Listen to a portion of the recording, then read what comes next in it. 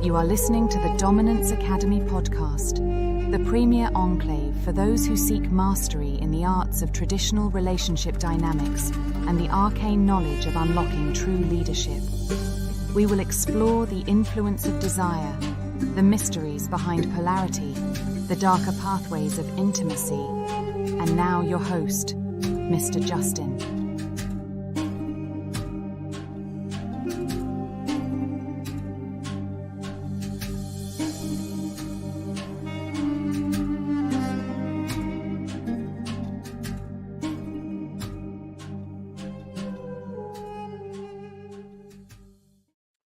Good afternoon and welcome to the Dominance Academy. I'm your host, Mr. Justin.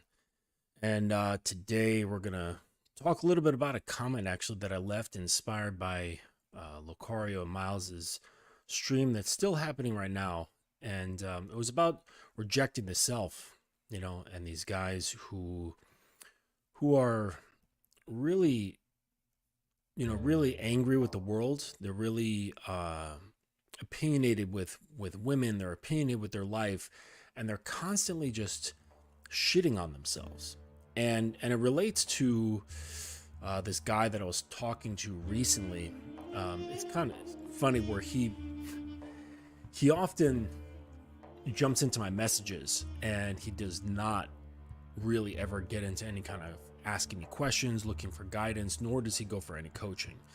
And, this just shows me that he doesn't want it. He doesn't want to get out of his own suffering. He doesn't want to get out of his own way. He's very content with rejecting himself.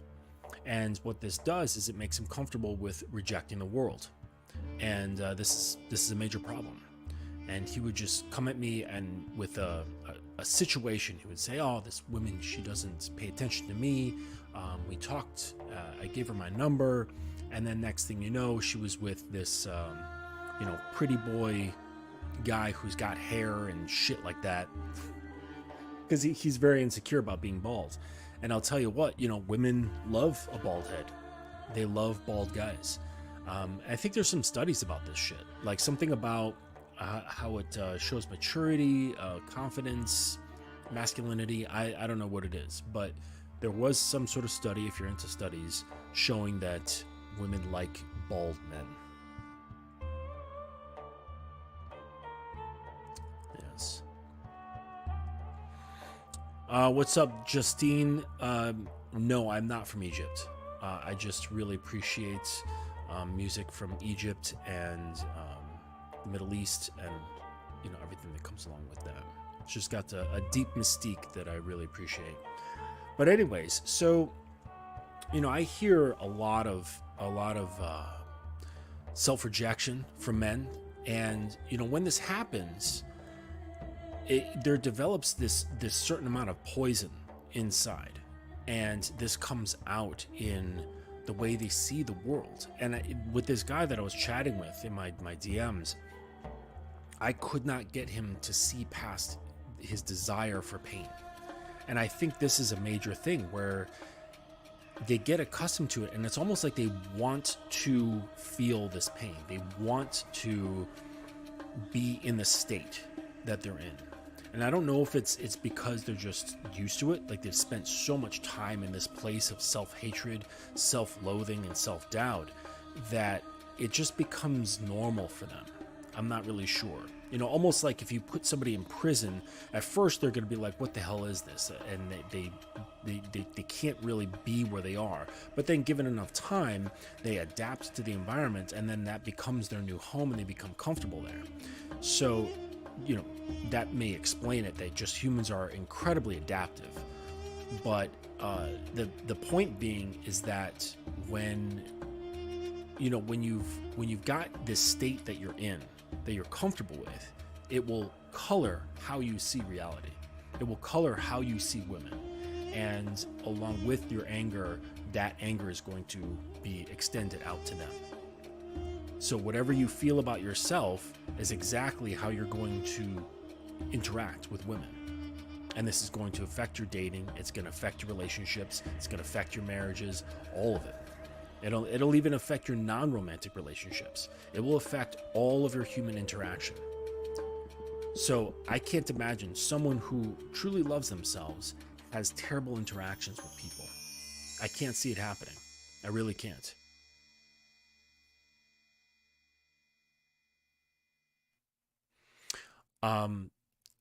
Well, yes, Justine, fitting in is strange. There's deep insecurity there that a lot of guys have. And they want to be seen, they want to be felt, they want to be heard, and this is ultimately just further destruction. And because a man who understands himself and is on a continuous path of being a seeker to understand themselves, it goes on forever. It's a self-perpetuating development that goes on until you die. They're not really concerned about that. They're not concerned about fitting in with anyone else. They're not concerned about becoming part of a tribe. They themselves become their own tribe. And then anyone who resonates with that, they will come join them. I say, I like what you got going on. Maybe they're not a perfect match, but it's close enough to where you can be side by side, right? And start linking up and doing things and interacting and sharing energy and all that good stuff. But that can't happen if there is rejection. So there's a repelling that's happening internally. And that repelling that happens internally, it can't but not repel everything outside. And it sounds like, some metaphysical bumper sticker crap, that's out there. But it's actually really very true. You can't imagine someone who loathes themselves, who looks in the mirror and hates what they see. They give no pride to the things that they do in their life. You can't imagine that person have any kind of success in the world. You can't imagine them having a happy marriage, developing children that are happy and healthy. I can't imagine it. But if you do have self-acceptance, you do have self-love, which in turn doesn't allow you to have bullshit. It doesn't allow you to have bullshit in your life, because if you love yourself, you can't bullshit yourself, okay? And then you don't allow other people to bullshit you. And what this does is this, as a man, this translates into your ability to lead. Because you cannot lead if you have doubt. You cannot lead if you have self-loathing. You cannot lead if you have self-hatred. It's impossible. And if there's anyone who's dumb enough or brave enough to follow you in those states, it's going to lead them into destruction as well. So you see how important it is to really give a shit about yourself. You have to. You have to hold yourself to the highest regard and the highest levels of protection. Because if you have someone under you, okay, and we talk about a lot of like power dynamic relationships, DS relationships and things here, there's going to be a woman underneath you if there is, and you're guiding her, and you're going to be encouraging her to work hard, to develop herself. You yourself have to be working at least twice as hard as she is, because you can't be at a 1-to-1 ratio. You have to be the leader, which means you have to have greater care for yourself than the care that you're giving to the other. That's the way this works. And there's too many guys out there who are desperately looking for this caretaker, someone to step into the role of being their protector, of being their emotional protector, of being their mother, essentially, providing a comfortable existence for them, protecting them from the world, protecting them from the meanies that are out there. And this is just not going to happen. What this will do is it will actually turn into her detesting him, and she will lose all kinds of respect for this person. Absolutely. What's up, Wicked Scorpion? Good to see you. Thanks for stopping through. But yeah, it's you can't expect any sort of growth. You can't expect any sort of things progressing beyond just your basic needs if there isn't a high level of self-protection, self-preservation, love, vision for yourself. And this doesn't mean that you have to become some Fortune 500.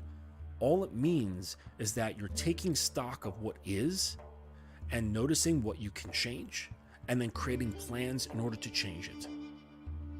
And if you don't have the will, if you don't have that fire inside you, if you don't have any sort of passion for your own life, you need to ask yourself, what are you doing? You need to ask yourself what it is that you're doing here.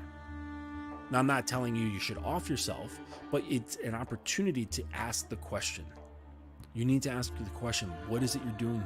What are you doing here? What is your position for? You're standing on the field. What are your actions? What's the play? Where's it going? What's the end? And how is that linked to other ends? And all the while, it's like these guys will ignore these very simple tasks of life, tasks of being a man, very, very simple. And then they'll go and look for a woman. And the thing is that if you don't have your head on straight, you will lead her to ruin. You will lead the relationship to ruin. And then what will happen? Lots of times these guys will have children. They'll have children, and now they're leading a family into ruin. And they wonder why divorce statistics are so high, why kids are all fucked up. It starts with the man. It starts with the man being grounded, knowing who he is, setting out on a path of self-discovery, and working hard at it.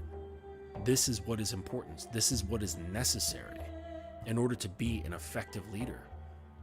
You cannot be influential and expect a woman to very graciously, humbly, and happily submit herself to you if you're unable to examine the self and dig into the things that are holding you back and making your life difficult, and looking at your habits, looking at your thought patterns, looking at your beliefs, and challenging them to something better, something that is more proactive, that can lead to further growth. You cannot lead someone else if you cannot lead yourself out of a wet paper bag. Because really, if that's the case, all you're doing is you're just looking for women to make you feel better about yourself. And we all know that that is just pure weakness.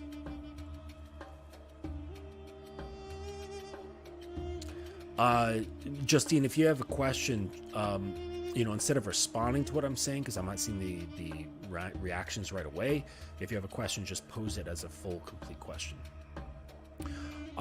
So really, it's a big problem, and we look at the situations out here, we look at what's going on in society, and there's so much finger pointing. And what a man does is when he's part of a situation, okay, and we're all part of society, unless you live off in the woods and you're completely off grid and you're completely cut off from society, you are part of a system, okay? You are part of the mix. So what has to happen is you have to take into account of how is it that you are making a contribution to this. What is your contribution to how fucked up things are? Because you are here, you are part of this, okay? How you represent the male brand, as it were, matters. How you show up in the world. Do you go out into the world looking, smelling, and sounding and thinking like shit?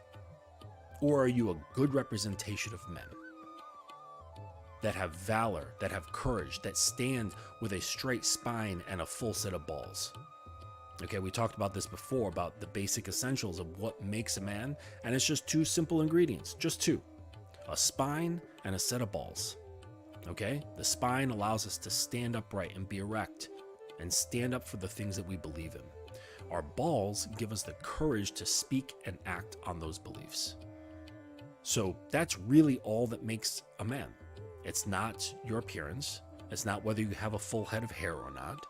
It's not whether you have a huge bank account. It's not whether you have a private jet, or you wear suits, or you wear sweatpants, or whatever. It doesn't matter. What matters at the very core, all right, we're not talking about presenting, but at its very core is your spine and your balls. And if that spine is constructed of valuable materials, and by valuable materials, I mean that it is constructed of strong codes, strong principles, strong rules, a strong moral code, ethics, values, beliefs, things that actually matter, things that are important to you that you would be willing to die on a hill over, that you would defend your family over, and then having the balls and the courage to actually put that into effect. This is what makes a man. So you got to think to yourself, when I step out into the world, when I interact with the world, be it online or in real life, how am I coming off? How am I representing men? How am I representing myself? Because we're part of a group of a species, and we're also an individual. And all of this matters. What's up, Real King? Good to see you. What's up, King Solo Power? Love saying that name. But yeah, that's where these things come into play. And there's an awareness here, of course. There's an awareness of how we are all part of a problem. How are we all part of a solution? Okay, we're all part of what is. Okay, and therefore, what it allows, unfortunately, is a set of finger pointing. And that's what a lot of this stuff comes down to, is a lot of people pointing fingers. And you can see this all throughout chats on YouTube. You can see this all throughout chats on, like live streams or recordings, Instagram, TikTok, Facebook. Oh, forget about it. Facebook is like a fucking seething den of people who argue and point fingers. And it's disgusting because it represents the worst of us. We don't want to be representing the worst of us as men. We want to represent the best of us as men, because we have a brand to uphold. You look at any kind of brand, you look at, say, like Nike, all right? I like Nikes, I wear Jordan 1s, I love them. They have an idea of this brand and what it is, and they don't deviate from it because they want to be able to go anywhere in the world under any circumstances and have people recognize Nike. And when they say Nike, they want to say, what are the feelings and imagery and sensations that come from when I think of this brand? This is how you want to represent. This is what's important. So in any situation that you're in, be you're going to the grocery store, you're going on a date with your woman, you're meeting up with your parents, you're going to your job, you're creating a presentation, whatever it is, whatever kind of interaction or extension of yourself that you're getting into, you must consider the branding. And I'm not telling you to be fake. I'm just telling you to be aware of what should be seen and what should not be seen. Okay? On occasion, I pick my nose. I'm not going to pick my nose if I'm going to have dinner with my girlfriend's mother. Okay? I mean, that's an obvious, easy one, but it's just an example of how we must be cognizant of how we present and how it all reflects as men as a collective, as you as an individual as well.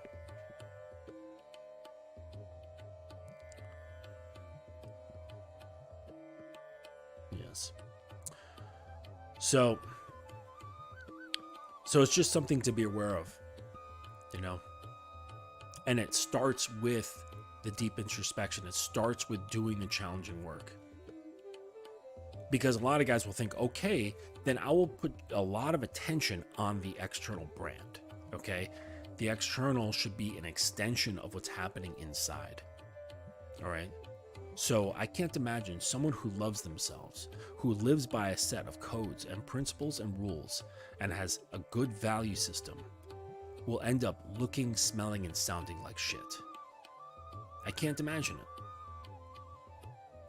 All right? But there are some people who do have shitty internal workings, and they say, well, you know what?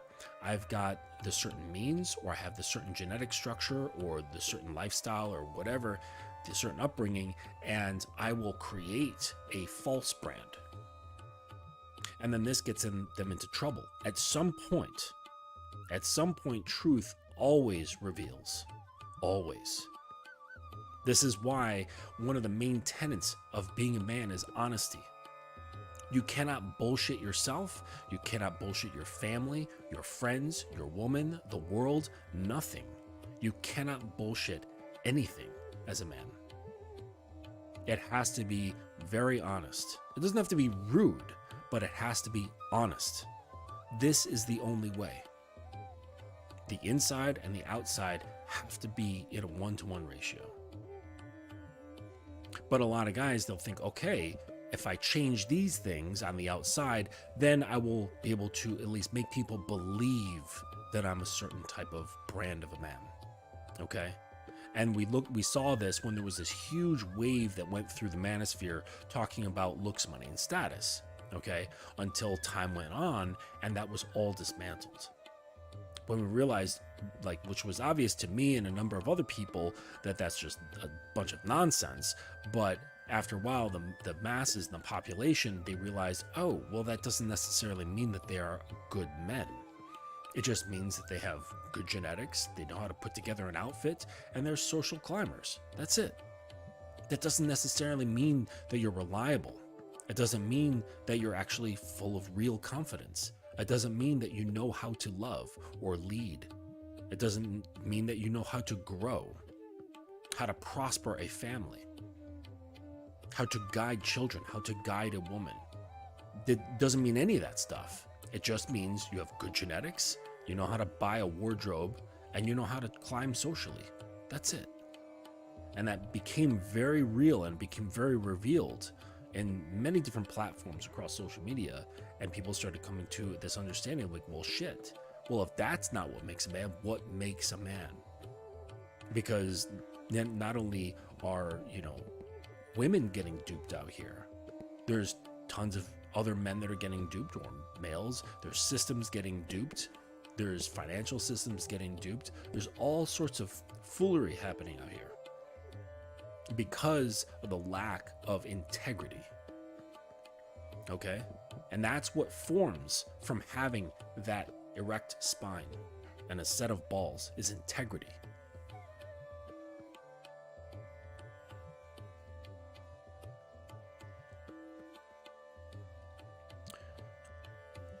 Yep. So these things are what allows you to guide in relationships because you are guiding yourself. Now, some people have a solid foundation in religion, okay? And they use the cascade of authority going from God to man to woman to children, okay? And that's fine, okay? The thing is that you don't absolutely need this, all right? Some religious fanatics and people who are very serious about that path, they believe that you do. But I've met some very non-religious people who have a very strong code of ethics and strong principles and codes they live by, and it's just fine, okay? The point being, what's necessary is having a structure that is above you that you answer to. That's what it's about, okay? So, say for example, if you look in an ideal system of law, right, there is a system by which the police ideally answer to, all right? It's not a deity. There's a system that they answer to that says, okay, this behavior is acceptable of you, this is what's not. This is what I expect of you, and this is what I want to see in the future as we progress through, your career or whatever, okay? And so it's a system of ethics, a system of rules and guidelines and things like that that will promote growth, that will promote a certain standard that ideally the police are supposed to adhere to, okay, in an ideal sense.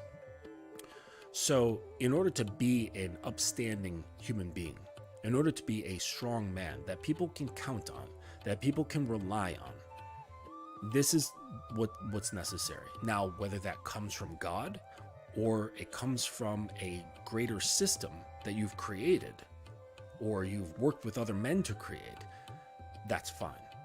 The point being is that you have something that you answer to that holds you to a certain standard. The only difference is that within a religious structure, there is the belief that if I do not follow these things, then I will be, punished by God, or something terrible might happen, or I won't gain his approval, or whatever it is. I'm not very familiar with it. So there's that emotional, psychological, spiritual connection of answering to someone, okay? And that's good, right? It's good that people who have that, that's what works for them, okay? If you don't have this, that's where it's a little bit challenging. It's a little bit more work on top of your shoulders to hold yourself accountable to the systems and rules and structures that you created. So it requires that stronger will to say, you know what? There is no one there who's going to punish me. If things fall apart or whatever, if I make mistakes, if I become lazy, or I start ignoring the things that are supposed to be important to me, then all of that falls on me. And there's no one who's going to punish me except life itself. And that happens. All right? But the point being is that you need to have something that holds you accountable. You need to have a system that holds you accountable. Whether that comes from a deity, or that comes from the self, or some other organization, or what have you. All right? There's no rules about that, about where it comes from. But it's important that you have this as a man. As your own, you have a guiding system. All right? And within the academy, this is one of the many things that you will learn. Now, it's not something that I'm going to teach you. I'm not going to say, okay, this is the system that you need to adhere to, because I have my own. And I'm never going to say what's correct for me as my guiding lighthouse for life and for my guidance of how to deal with myself. I'm never going to take that and say, this is what you need. What I will do is I will give you the tools and the blank sheet of architecture paper and say, okay, this is how you go about it, but I'm not going to tell you exactly what to put on that piece of architecture paper. You have to formulate it yourself. I'll tell you the general pieces that should be on there, but I'm not going to tell you where it goes, or how much, or how little, or the shape of those things. I'll just tell you the necessary ingredients, and I'll give you the tools in which to create them. And then if you have questions along the way of how to create these things, if there's some sort of stumbling block or roadblock, then I will help. But I will never tell a man what their architecture for what guides them should look like. Because at the academy, we don't believe in being dogmatic. There is no one true way.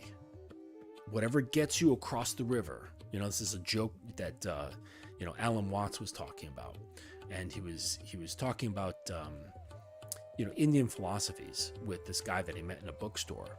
And there's many different types of Indian philosophies. I mean, the guy said, I studied this. And he says, well, it kind of sounds like that. And the dude started arguing with Alan. And he's like, no, it's not like this. And he was very dogmatic and hard-headed about his own personal beliefs. And Alan was like, hey, whatever, man. Like, it's cool. Whatever gets you across the river, so be it.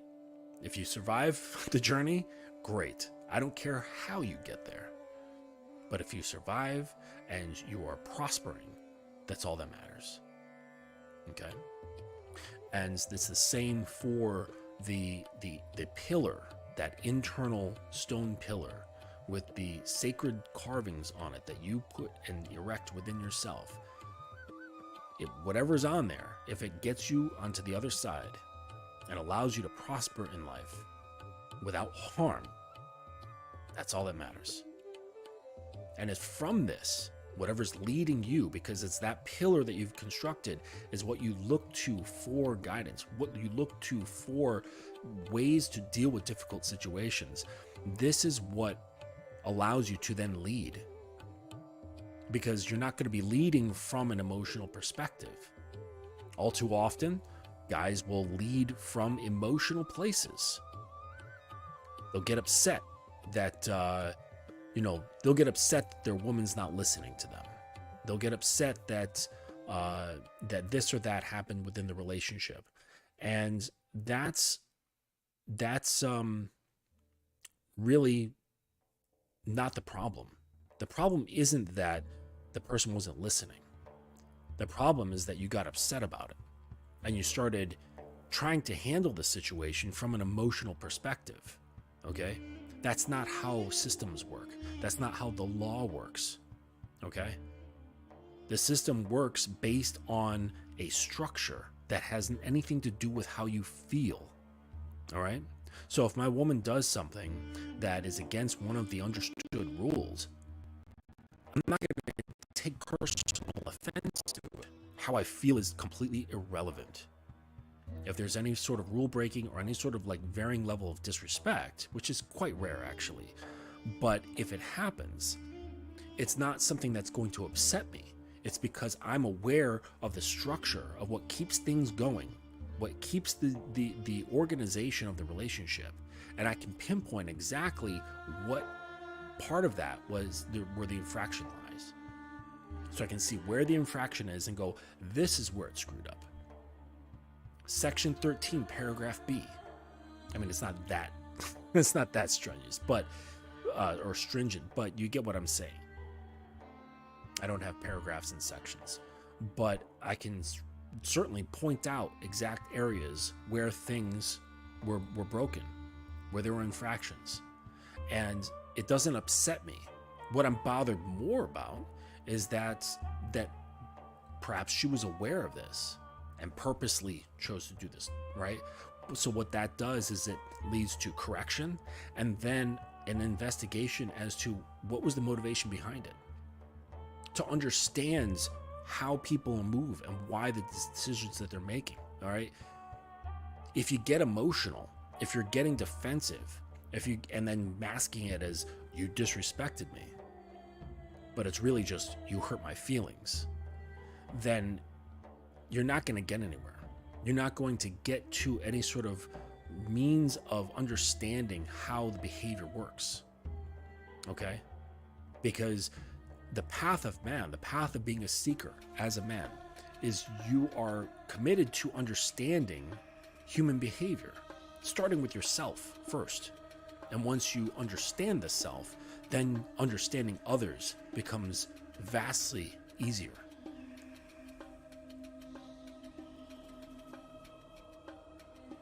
What's up, TJWK Media? Good to see you. Thanks for stopping through.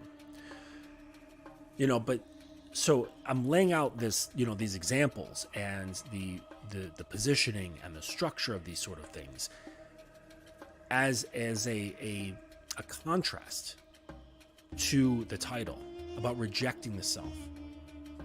You can't have any of this stuff if you are rejecting the self. There will be no investigation. There will be no understanding of your own motivations, of your own behavior patterns, of your own habits, the way you perceive the world, the way you perceive yourself. None of that, if all of that is ignored and none of that is understood, then there's no way that you will actually be able to create an honest and concrete and reliable system in which you can behave from. Because you're lying to yourself, then the things that you think you've set up as some sort of guidance system, you'll just bullshit yourself. You can lie to it. You can lie to yourself. You can cut corners. You can get relaxed because you're used to doing that. You're used to being relaxed on yourself. You're used to bullshitting yourself, right? And it's all fueled by a self-rejection. Someone who does not reject themselves does not let things slide. Now, of course, we're all human. We're all fallible. So if there is any sliding, okay, and everybody has some sliding, it doesn't last very long at all. Because you catch it like this, because you understand the weight. Weight isn't like how much it weighs, not time. But you understand the weight, the brevity of these situations, of what it means if you let things go. And we see it all the time in relationships. I see it, you guys see it, you've seen it in maybe your parents or other friends, married folks, that the guy will sometimes, well, not sometimes, but often kick his feet up. He's got the girl, he's got the house, he's got the family, he's got his career, and he kicks his feet up. He gets lazy. He gets soft in the mind. He gets soft in the body. He gets soft in the spirit. He has lost edge. He's lost that cutting edge on every aspect of his life because he's now comfortable. And he thinks that he deserves this, and he does, because he's worked hard. And that's fine. But you cannot succumb to comfort. Not for too long. Because when you succumb to comfort, and this becomes your regular, everyday thinking, speaking, behaving, and living, everything else around you becomes soft. Because a man, what is in your life is an extension of who you are. It's a direct reflection of who you are and how you feel about yourself. So if you've got a laissez-faire attitude with yourself, you're of course not going to be some fucking organized hard ass with the world. You're going to be very laissez-faire with the world as well. You're going to be laissez-faire with your woman, your children, your dog, your home, your car, all of that stuff. Everything is an extension of who you are. It's all reflective. So if you got any questions, please put them in the chat. Thanks for stopping through Transcendent Music. Appreciate you. Yeah, I know this is a little bit more metaphysical than, some of the other things, but we have to go here from time to time. Like, we can't just sit here and talk about, the finer or more fun details of DS dynamics. We can't just talk about dating or what's going on in the heads of women or the fun parts about having sex and how to give multiple orgasms and all this sort of stuff. Like, yeah, that's fun, but there's always underlying currents. And I know this is probably not going to get as many views or as much attention or interaction, but it has to be said. This stuff is more important than being in a DS dynamic. Because I can tell you there's people who decided they were going to go into the world of kink and BDSM thinking they're like, oh, I'm weird and kinky, so all I have to do is just find somebody else who's weird and kinky and everything should be fine. No. Because like one of my teachers said when I was first moving to New York City, he was my Sifu, he said, Justin, just remember, and I was a young man, but he said, just remember, everywhere you go, there you are. And so that is the same thing. Like, just because you're into like this, kinky lifestyle or you're into BDSM, that you're something special. You're not. Because if you're still screwed up as a man, you're still going to be screwed up in that environment as well. You're just taking yourself into different environments. It's the same thing. Which is why you need to take better care and greater understanding of yourself. Because you put yourself, number one, being selfish, but from a very holistic position that allows you to care, that allows you to guide. And it's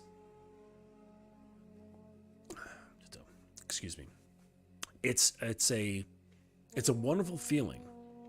It's a wonderful feeling having a woman in your life who you can tell comfortably and joyously looks to you for guidance, is happy to surrender themselves to you. This is not a goal. Like, this is certainly should not be a goal. Like, ooh, I must get a woman who surrenders herself to me. It's just a nice perk. It's a nice thing that happens, or a nice thing that you can cultivate as a result of developing that internal core, of developing the strength of that internal world. It's just a nice thing that happens, or a nice thing that you can create. But the problem is, and we all know this, the problem is that they put getting those results, those are sometimes happenstance results, they put those as the goal. And that's not the goal. As a man, your goal is you. Like they say, oh, I'm on my purpose. I cannot stand that shit, because all the time when they say I'm on my purpose, what they're doing is they're just talking about having a career or having a passion or developing something for their lives. That's just being responsible, or that's just being creative. The purpose of a man is himself. Right? So just look at it this way. What is the purpose of a buck, like, or a deer? What's the purpose of a bear? What's the purpose of a turtle, a tiger, a goldfish, whatever? Their only purpose is to be itself. The purpose of a bear is to bear. The purpose of a tiger is to tiger. You understand? The purpose of a man is to be a man. The problem is that animals don't have ego. So they don't have the ability, or at least we don't think they have the ability, to recognize and reflect on the self. That's the whole, was that Descartes? I think, therefore I am. So our minds have the ability to think about the minds that is thinking. And I don't believe that animals can do this. But it would be a very difficult thing to determine whether they can or not. But that's the thing that separates us from animals, is to be able to self-reflect. And this is great. It's a fantastic tool, but it also causes a lot of problems for us at the same time. And it's funny because a lot of the schools of thought, philosophy, and religion that they utilize that mind in order to work to bring us closer to the point of being more bear-like, or more turtle-like, or more deer-like, right? To be unseparated by having that mind that separates us from ourself. We are just ourself. There's no self and second mind reflecting on the self. Okay? So this is the purpose of man and of woman. Purpose of any human, of any creature on the planet. Their purpose isn't some job or something you're doing for the community or your creative endeavors or your career. This is not being on your purpose. Being on your purpose is being on the path of self, of being a deep, committed seeker. That's it. And to make that separative mind of the observer mind and the mind of being within the body to coincide at the same time. So there just is a state of isness, right? The bear just is. It's bearing. The tiger is tigering. The man is manning. This is where you want to be. And this is your purpose. There's nothing greater on the planet. There's nothing greater in existence for your life. And people can spend their entire lives completely disconnected to their purpose because they're distracted. They're distracted by, social things. They're distracted by media. They're distracted by porn. They're distracted by video games. They're distracted by whatever it is that they want to put in front of themselves so they don't have to ingest any sort of the difficulty or pain or frustration of connecting with who they are. That's where this becomes a problem. I see Transcendent's got a question here. What are tips for staying organized? I lack structure and it's screwing up my life personally and professionally and accomplishing tasks. All right, well, what I have, it's a good question. What I have for my guys do is they've got an evening and a morning routine as part of their initial training. And in the evening, they are to provide 5 action steps. Now, the action steps, they're part of their training, but what you can do simply is before bed, all right, do a few minutes of meditation. Doesn't have to be long. 3 minutes of just simple breath work meditation, meaning you keep your attention on your breathing, and then when your mind runs off and starts thinking about all this bullshit, recognize that it's happened and go, oh, my brain's run off thinking about nonsense, and bring your awareness back to your breathing. And you do this for like 3 minutes. Okay, you won't be able to stand much longer than that. So you just put a timer on your phone, meditate for 2 to 3 minutes, and over time you can gradually make that longer and longer. After your mind is calm, then you can sit with a little notebook and plan out 5 action steps for the following day. What it is that you need to accomplish. So you give yourself moments, so you clear your head, then give yourself moments to organize what it is you need to do. Okay? I'm old school. I don't put these things on my phone. I have a notebook because there's something cathartic about writing these things out and then being able to cross them off as I complete them. This is what I like. All right. This doesn't have the same satisfaction of just like deleting a line, within my notes app. You know what I mean? It's not as satisfying. So you meditate, you then have the clarity of mind to organize your thoughts and figure out what it is you need to do. And then you can put them in order of importance. So if it's like, your car needs a new radiator, that's going to be right on the top of the list. Okay. Calling to have your laundry picked up and at the wash and fold or whatever, that's going to be a little bit lower down on the list. Okay. Picking up a new carton of eggs, that's going to be a little bit lower on the list. So after you create your list of a few things, it could be 5, 10, whatever you have on your docket, you put them in order of priorities. All right.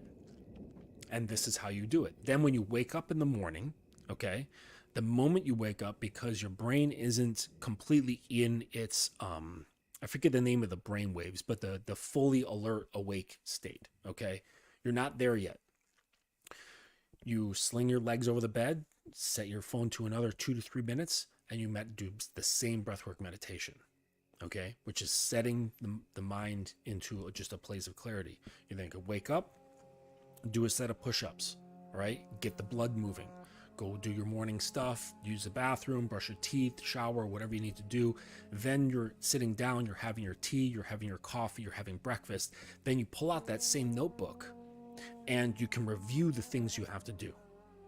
And then you consider your time. Like, okay, so at 10 o'clock, I can bring the car over to the garage to have the radiator done, or I'm doing it myself, so I'm going to go to the website, where I can buy these things. I'm going to order the right radiator, okay? Next is going to be this, and you just go down through the things. And then you can keep that notebook with you. And as you complete each of these tasks, you can scratch them off. Now, here's like a bonus tip. If you want to make this easier for yourself, and yourself, things you enjoy, provide yourself with a little bit of a reward. Okay, so you can still do operant conditioning. Operant conditioning isn't just for having your woman or training an animal, or you're submissive or whatever. You can absolutely apply the same theories on yourself. So if you have a thing that you really like, say you really like chocolates, you get yourself a box of like really good chocolates, like some expensive 70% dark chocolate that's just phenomenal. Okay, you get something like that, or whatever tickles your fancy that you find special. And then once you complete all of those things, you give yourself the reward. And you can kind of either quietly say to yourself, or just subconsciously you'll understand that I'm getting this because I completed my shit. And then you go to bed, you do the same thing again. And you keep doing this over and over and over, okay, until it becomes normal for you. And you keep giving yourself incentives. You keep giving yourself rewards. And this makes it easier and easier to complete these tasks. It could be like, oh man, I really want this, like a new pair of shoes or whatever. And you can afford them. Instead of just being impulsive and buying them, make it part of a system of development where you're completing your tasks that you need to do. And then at the end of it, you say, okay, I did all this shit. I was consistent for the entire week. Now Saturday is coming. I'm buying those new shoes. And this will absolutely have a positive effect. The difference, or the difficulty is that you need to have a, the willingness to make it consistent. And if you don't, perhaps you could enlist a friend or a lover or whatever the situation is, and to help keep you accountable. All right, if you don't have it on top of on top of yourself. All right. Or if, you're a religious person, you can probably convince yourself that that's what God would rather you do, right? Take care of yourself. Take care of your time. Take care of your own prospering, okay? I don't think, I'm not a believer. I wasn't raised that way, but I don't think God appreciates lazy people, all right? It doesn't do anything for society. It doesn't do anything for ourselves, our families, nothing. So, if you want to be a leader, if you want to be influential, you want to be effective, you cannot be lazy. You can't. Now, it's not saying you can't ever relax. It just means that you cannot push off the things that are important. You cannot, what do they call it? Procrastinate. I didn't even know what the fucking word was. But you can't procrastinate. Do not put things off because they'll fester. And worse is that you're conditioning yourself to say, it's okay. I can do it tomorrow. And then you just easily get wrapped up into that and create a habit of becoming comfortable with procrastinating. You have to replace the habit with the discomfort of not procrastinating until not procrastinating becomes just as comfortable. And then if you try to procrastinate, that becomes uncomfortable. And then becomes repulsive to put things off. It becomes repulsive to not be organized because you've spent time conditioning yourself otherwise. What's up, Dylan the Islander? Good to see you. Dukalux, what's up, buddy? Yeah. So I hope this information was helpful for you. It took a little bit of a different tone, and but like I said, it's necessary. You know, we can't just talk about spanking and bondage and men and women, right? Sometimes we have to go a little bit deeper and get a little bit more ethereal with things, because, you know, whether you believe in a spiritual realm of things or what have you, there's intangible structures that connect us. Like I said, unless you live in a cabin in the middle of the woods, completely off grid, you are connected. Your thoughts matter. Your words matter. Your actions matter. All of it matters. If you are a man listening to this, stand straight. And that can be literally or figuratively. Don't have shitty posture. Again, it's a reflection of your mind. If you have shitty posture and you're not like affected by like, you know, severe scoliosis or something like that, if you just have a bad habit, you probably have bad posture in your mind. You probably have a feeble mind. And this is no knock, but if it's there, this is an opportunity to examine that and go, you know what? I probably do. I wonder what steps I should take to be able to stand up straight, both physically and metaphorically. All right? Having a set of balls. Well, the opposite of having a set of balls is being afraid. What are you afraid of? If you do have fears, why aren't you challenging them? Why aren't you investigating them? Why aren't you looking for means of taking them apart instead of just sweeping them under the carpet and playing some more video games? And satiating yourself with Snickers and energy drinks. It's like, that's not going to make it go away. Or putting all of your time, your attention into your work, thinking, well, if I just power through all of these things, they're just going to go away. It's going to change. No, just as my teacher said, no matter where you go, there you are. You are always following yourself around everywhere you go, internally and externally. And if you're screwed up, if you have no posture, if you're afraid, you have no balls, you have no spine, you're going to ruin your life. You're going to ruin any woman who comes into your sphere. You're going to ruin your children if you have them. You're going to ruin the business that you created. Eventually, these things will catch up to you, because not having these things is like a virus. It's like a cancer. It's like a cavity in your tooth. You have to tend to these things, or it will slowly start to rot away your core as a man. And once your core is rotten, what happens with rotting things? They smell. They give off an odor that is very unpleasant. And guess who can smell it? Women can. You think they're stupid just because you have got a nice jacket on, or because you drive a nice car? You reek.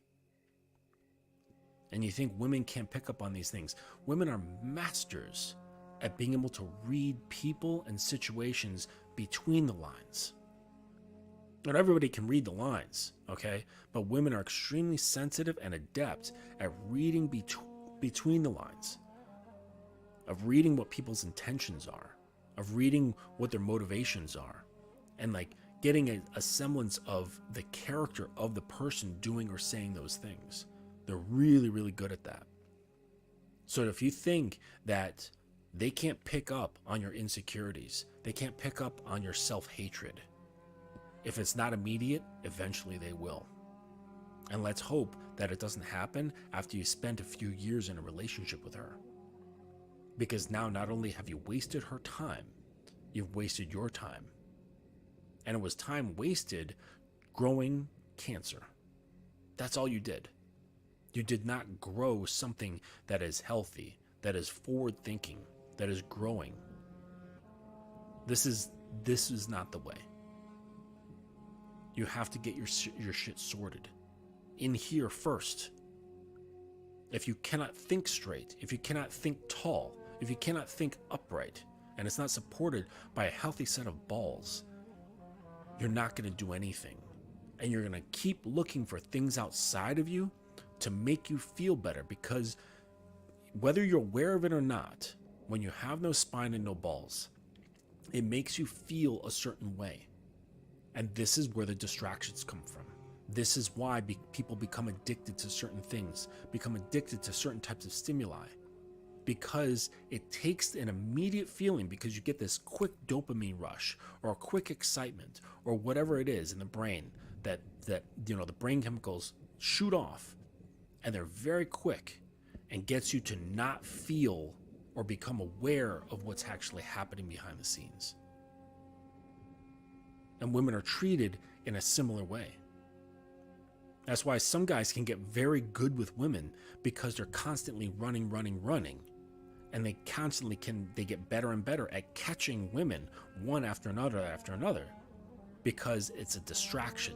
They extract a drug from these women to feel better about themselves. When in actuality, when you are solid as a man, you have that inner stillness. It's quiet inside. It's not running about. There is no anxiety. There is no fear. There's just calm, groundedness like a fucking mountain. There is no need for her on that level. There's no need for a woman on the level as it pertains to how you feel. There's no connection there, because there's no room there for her. It's full of you. Whatever she brings is just extra. And that extra can be deeply appreciated, but it's not filling in gaps. And then your other needs are then more practical. You need a wife. You need a child. You need to have a person that can help cultivate your bloodline. Okay? Like, these are needs, because you cannot do this on your own. All right? But how you feel about yourself cannot be a need that is attached to a woman. That's just signifying that there are gaps. There are serious, serious gaps in there. Men do not need women when it comes to how you feel about yourself. When it comes to how you feel, period. They can do whatever they please. They can think and say whatever they please. It has nothing to do with you. But instead, we see it, we hear it. Guys on the internet talking about what women are doing out here, ruining society, okay? Because of how they're behaving on the internet, because of the things they say on YouTube, because of their so-called preferences and their desires and their whims and their dreams, right? And their fantasies. It doesn't mean anything. They're just words. They're just thoughts. They're just feelings. These are ethereal things that have no substance. Yet when you have those holes, you pay attention to those, because they're saying, this isn't about me. And I'm already rejecting myself. I already hate who I am, and they're not saying anything about me. They're rejecting me. So because there's that rejection, now there's a deep focus and attachment to what they're saying, because it strengthens the thing you already believe. Is that you hate yourself, or you dislike yourself. Right? Hate can sometimes be a strong word, but you have a strong dislike for yourself, a disapproval of the self. This is not the way. This is not the way of man. Understand that. All right, I'm going to drop it on this one. I appreciate everyone who stopped through. I've got a client in about 15 minutes. So I appreciate everyone who has stopped through on the live and your comments and your questions. I appreciate everyone who has come through on the replay. Thank you too. It's your support that allows me to keep doing these sort of things. Sending me your questions via email in the comments section. And of course, if you want to learn more about how to be the man that I'm talking about, go to the ticker at the bottom, thedominancecademy.com. And if you have any questions, you can email me at justin@thedominancecademy.com. And I'll be happy to schedule a free consultation with you. We can talk for an hour. And all of these things can be found either in the About sections of the videos here, in the About section on my YouTube page, or just go to Instagram and go to the link, and that's at the Dominance Academy _. All right. Thank you, everyone, and have yourself a wonderful rest of your day.